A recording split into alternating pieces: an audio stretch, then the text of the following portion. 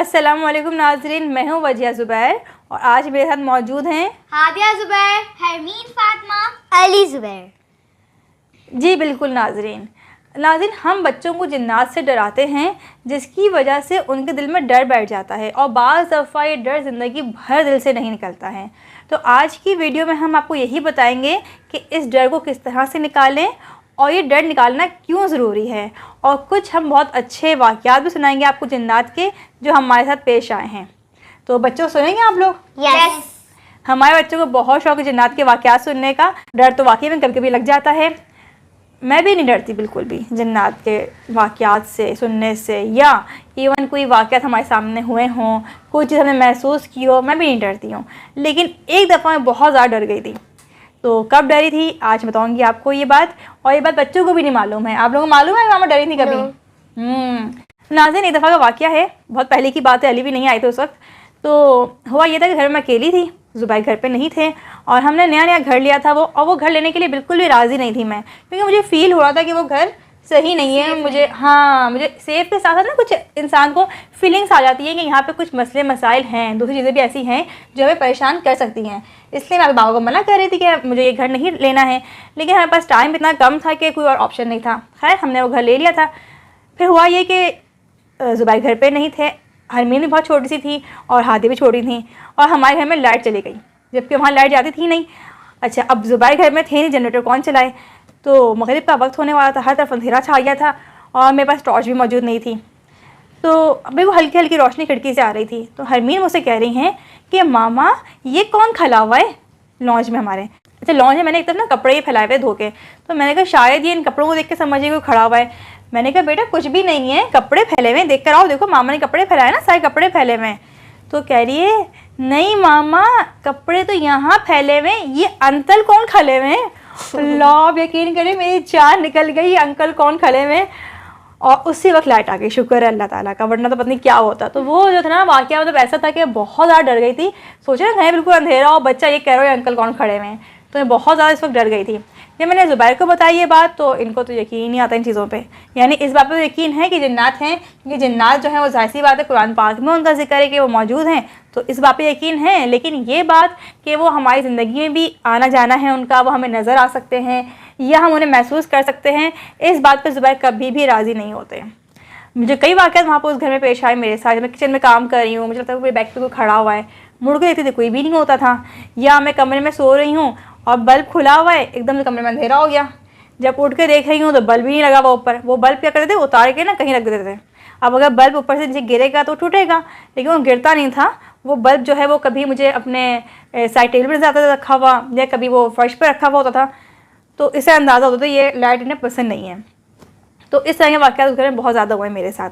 लेकिन खैर फिर मैंने एक अच्छा टाइम गुजारा उस घर में, लेकिन ज़ुबैर को तो बिल्कुल यकीन नहीं था। तो अब हम सुनाएं बाबा का वाक़या कि बाबा के साथ क्या हुआ था। अच्छा, ज़ुबैर के साथ ये हुआ कि मैं किचन में काम कर रही थी, तो अब मैंने मुड़ के देखा तो ज़ुबैर बच्चों को सूंघ रहे हैं। याद है आप लोगों को? पहले हादे को उन्हें अकेले जाके सूंघा, फिर अली को, फिर हरमीन को। तो मैं परेशान हुई कर क्या रहेंगे। फिर मेरे पास आए, कह लगे तुमने खुशबू लगाई है। मैं नहीं, मैं क्यों खुशबू लगाऊंगी, काम कर रही हूँ किचन में अभी। तो कह लगे कहीं बच्चों ने कोई पाउडर वाउडर तो नहीं गिरा दिया है? मैं नहीं, कुछ भी नहीं गिराया है, और गिराया होता तो उससे खुशबू आपको तो नहीं आती, खुशबू मुझे भी आती है, लेकिन मुझे कोई खुशबू नहीं आ रही है। फिर परेशान हो गई है, कह रहे तुम्हें नहीं आ रही है खुशबू? मैं नहीं, बिल्कुल भी नहीं आ रही। फिर जाके बैठ गई सोफे पे, अपना काम करने लगे। तो फिर मुझे आवाज़ दे के बुलाया, जिया इधर आओ, जल्दी से आओ। मैंने कहा पत्नी क्या चीज़ नज़र आ गई है। जब मैं गई तो मुझे मोबाइल दिखा रहे कि मोबाइल देखो। मैं हैरान होकर मोबाइल देखने लगी। मैंने कहा इस मोबाइल में से खुशबू आ रही है। कह रहे मोबाइल से खुशबू नहीं आ रही है, मैं हज़रत सुलेमान अलैहिस्सलाम का वाक़या एडिट कर रहा हूँ। तो मेरी तो खैर हैरत की बात थी, लेकिन मुझसे ज़ुबैर हैरत में थे, क्योंकि इस तरह खुशबू का आना या इस तरह की चीज़ों को महसूस करना हमारी तो रूटीन में शामिल था, क्योंकि हम समझे इस तरह के वाक़यात के बीच में पले बड़े हैं। मेरी नानी जो थी वो मसरूर बेस में रही हैं, तो वहाँ तो इस तरह के बेतहाशा वाक़यात हैं, और अगर कोई शख्स मसरूर बेस में रहकर आया है तो उसके पास लाजमी कोई ना कोई वाक़या होगा।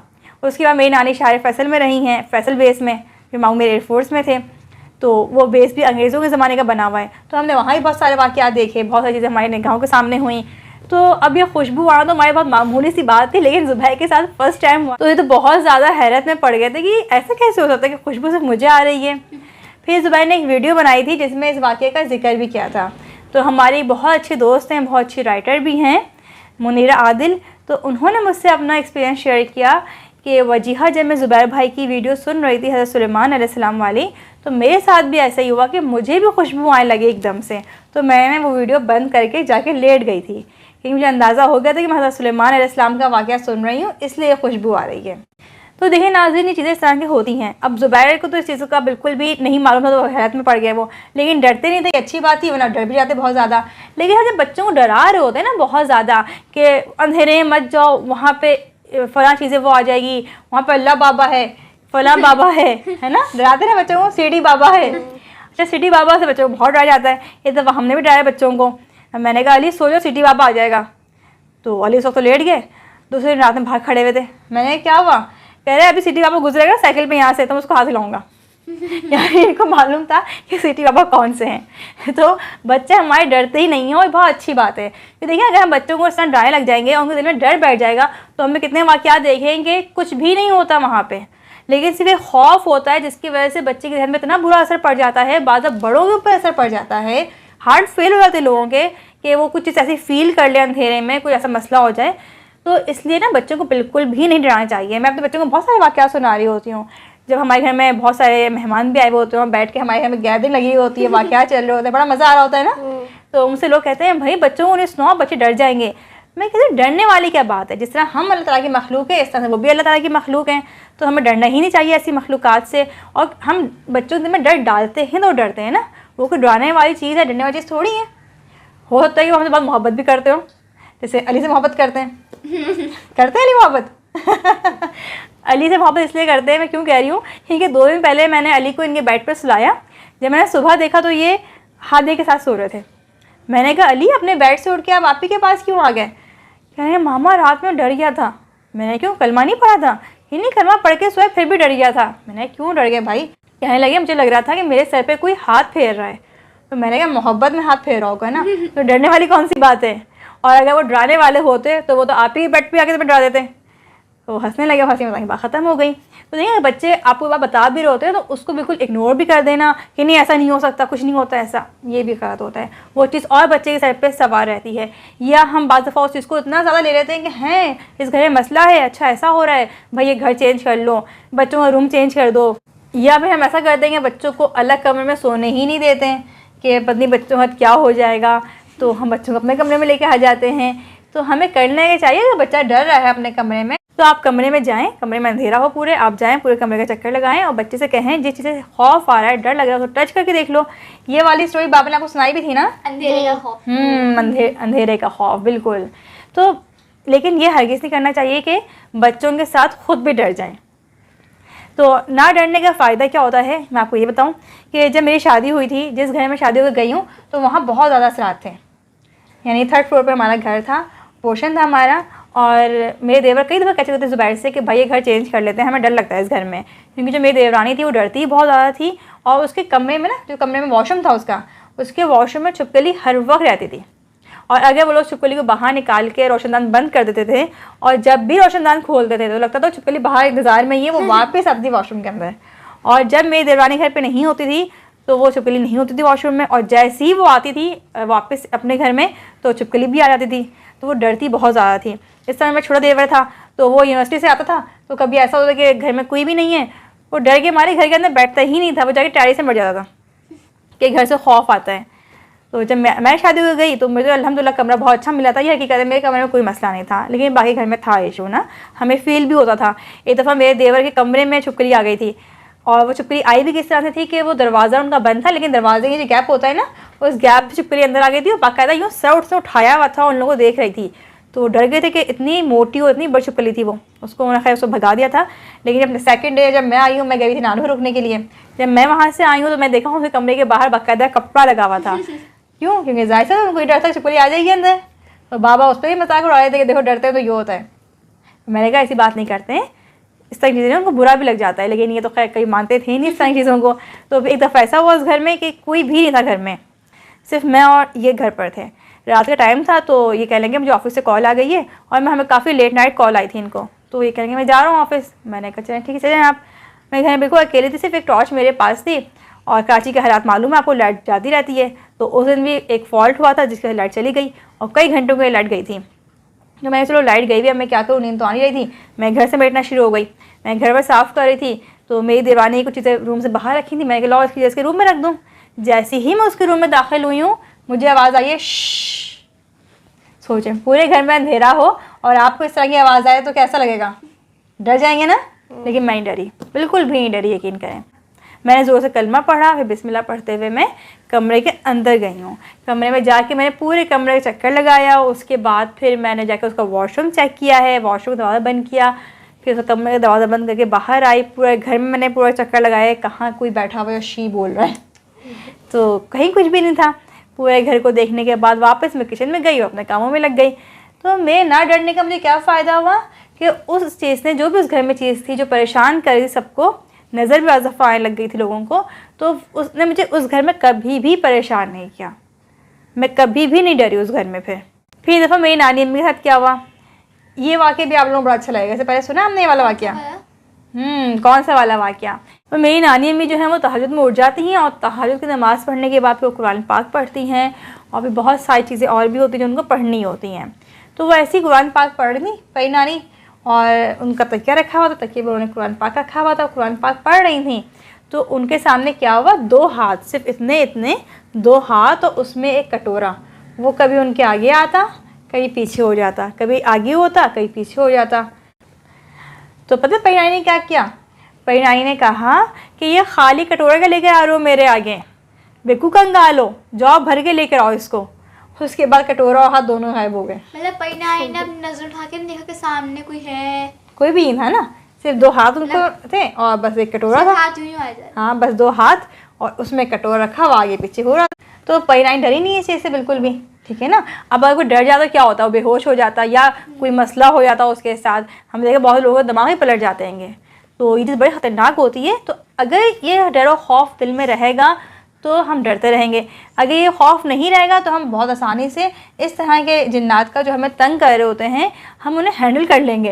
यानी बाकी रिश्तों के साथ साथ आप जिन्नात को भी हैंडल कर सकते हैं। अगर आपके घर में इस तरह कोई मसला है तो आपको डरने की ज़रूरत नहीं है। आप कलमा पढ़ें, आप दुरूद शरीफ पढ़ें, कुरानी आयतें पढ़ें, इतना कुछ हमारे पास है, हमें उसे पढ़ना चाहिए। और हमें पहले अपने से क्या खौफ निकालना चाहिए कि जिन्नात हमें नुकसान पहुँचाते हैं। हमें इस सोच को बदलना चाहिए, हमें जिन्नात नुकसान नहीं पहुंचाते हैं। बच्चों को डराना नहीं चाहिए हमें, हम बच्चों को बहुत डरा रहे होते हैं। बच्चों को हरगिज़ नहीं डराएं, क्योंकि बच्चे अगर डरते रहेंगे तो आगे कैसे बढ़ेंगे। मम्मा नानू के साथ कुछ भी ड्रामा सीन हुए? ड्रामा सीन नानू के साथ वीडियो बहुत लंबी हो जाएगी अली, बता ले। बता दूँ? चलिए बता देती हूँ। एक दफ़ा मम्मा के साथ क्या हुआ कि वो मसरूर बेस में रह रही थी, कॉलेज में पढ़ती थी उस वक्त। पड़ोस में खातून थी, वो पंजाब गई हुई थी अपने गांव। तो हमारी नानी अम्मी के और उनके बहुत अच्छे टर्म्स थे। तो उन्होंने क्या किया हुआ था, किचन में ना एक सुराख किया हुआ था। यानी उनका किचन जैसे एक बीच में दीवार थी, यहाँ नानू का किचन था और इस तरफ जो था उन खातून का किचन था। तो किचन की जो दीवार थी उसमें होल किया हुआ था ताकि कोई चीज़ चाहिए हो, कोई आवाज़ लगानी हो, कोई बात करनी हो तो उस सुराख से आवाज़ दे के बात कर ली जाए या बात कह दी जाए। तो नानू किचन में काम कर रही थी। अब उनके घर में खटर पटर की आवाज़ें आने लगी नानू को कि उन किचन में कोई काम कर रहा है। तो नानू कह लगी कि मैंने ऐसी होल झांक के देखा कि अच्छा ये आ गई क्या। जब देखा तो एक कोई खातून किचन में खड़ी थी। कह लिए समझ में नहीं आया वो खातून थी या कोई मर्द था, लेकिन जब चेक होता है ना, चेक वाला प्रिंट होता है, इस तरह का लगा कपड़ा बंधा हुआ है या साड़ी है या धोती है और वो किचन में वो काम कर रहा है। मम्मा समझी कि वो शायद आ गई हैं तो किचन में काम कर रही होंगी। तो इनके घर में बहुत अच्छी कोई डिश बनी थी उस दिन। मम्मा ने प्याला भरा और उसी वक्त गई कि मैं दे के आ जाती हूँ। और जब देने के होंगे दरवाजे पे गई तो इतना बड़ा ताला लगा हुआ दरवाजे पे, तो पजरा घर में कोई था ही नहीं। वो खातून जो थी वो गई हुई थी पंजाब और उनके शौहर ड्यूटी पर थे, लेकिन उनके घर में इस तरह का कुछ नज़र आया नानू को। तो इस तरह की बहुत सारी चीज़ें होती हैं, हो रही होती हैं। अब जो बहुत से लोग हमें देख रहे हैं उनके पास भी सही बहुत सारे वाक़यात होंगे जो हमसे वो शेयर कर सकते हैं। तो कमेंट्स में वो भी अपने वाक़यात हमें शेयर कर सकते हैं। हमारे बच्चों को बहुत मज़ा आते हैं इन वाक़यात को सुनने में, पढ़ने में और देखने में भी। नहीं, देखने में मुझे मज़ा नहीं आता, मुझे बहुत डर लगता है। देखने में डर लगता है। देखने में डर लगता है। चलो, यानी जब तक एक्सपीरियंस नहीं होगा समझ में नहीं आएगा, हैं? तो हाँ जरूर देखने में डर लगता है। हाँ भाई, इस तरह के वाक़यात कभी भी देखने को ना मिले, दुआ तो ये करनी चाहिए। लेकिन अगर कोई वाक़या इस तरह का हो जाए तो डरना नहीं चाहिए, ठीक है। सबसे पहले इस बात को समझना चाहिए कि हमें डरना नहीं है। इतनी अजीब अजीब शक्लें हाँ वो मुझसे देखी नहीं जाती, पर हाँ अगर उसकी स्टोरी सुननी तो बहुत मजा आता है मुझे उस चीज़ में। तो हॉरर स्टोरीज में मुझे इस तरह जैसे फिल्में मुझे अच्छी भी नहीं लगती जो अजीब सी शक्लें और सब कुछ आ रहा होता है। हाँ, जो इस तरह के वाक़यात होते हैं जो वाकई में किसी के साथ हुए होते हैं, जैसे मेरे साथ हुए हैं, मेरी वालिदा के साथ हुए, मेरी नानी के साथ हुए, मेरी फुप्पी वगैरह के साथ हुए, सबके साथ हुए हैं, तो उनके वाक़यात सुनने में मज़ा आता है। लेकिन फिल्में देखने में इतना मज़ा नहीं आता। वो लगता है शायद पता नहीं ऐसी उन्होंने अपनी तरफ से एक हॉरर स्टोरी बनाई हुई होती है। असल मज़ा तो आता है वो स्टोरी सुनने में जो वाकई में हुई हुई होती हैं। और लिखा हुआ भी था कि बेस्ड ऑन रियल स्टोरी। हाँ, वो देखिए थोड़ा बहुत इंटरेस्ट होता है, लेकिन उसके अलावा मज़ा नहीं आता। तो खैर, आप बताइएगा कि आपको ये वाक़यात और हमारी बताई हुई बातें कैसी लगी, कमेंट्स में ज़रूर अपनी राय का इज़हार कीजिएगा। बहुत बहुत शुक्रिया। अल्लाह हाफ़िज़।